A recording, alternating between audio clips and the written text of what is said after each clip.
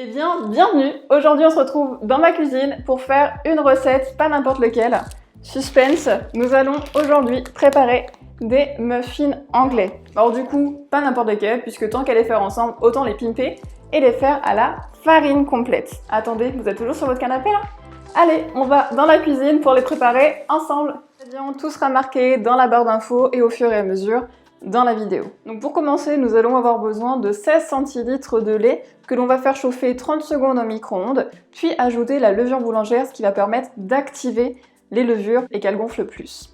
Dans un second temps, nous allons peser la farine pour prendre 200 g de farine complète et 50 g de farine standard. On verse le tout dans notre robot. Si vous en avez pas, c'est pas très grave. On est dans un bol avec un petit fouet, on mélange les deux farines, on ajoute le lait avec la levure.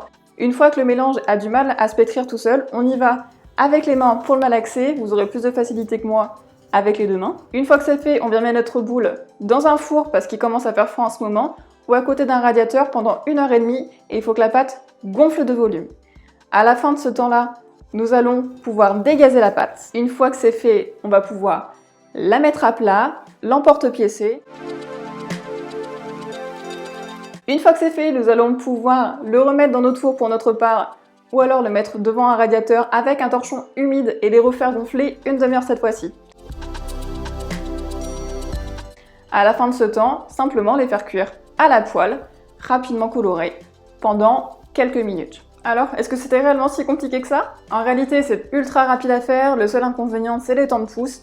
Après, vous pouvez très bien laisser pousser ça tranquillement et faire votre vie à côté. Par exemple, faire un peu de sport. Pour passer le temps, ça peut être hyper sympa. Donc voilà en tout cas ce que ça nous donne. Alors moi, les miens sont un peu petits, sont un petit peu raplapla. Ne pas hésiter à faire comme le dernier mis sur la plaque, un peu plus épais.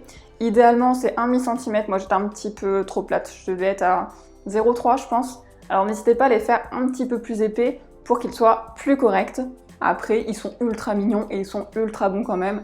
Donc, c'est comme vous le souhaitez. En tout cas, merci d'avoir regardé cette vidéo. N'hésitez pas à la partager, à mettre des petits commentaires, à me dire également si vous avez testé cette recette ou pas. Et je vous dis à très bientôt. C'était votre diététicienne. Salut!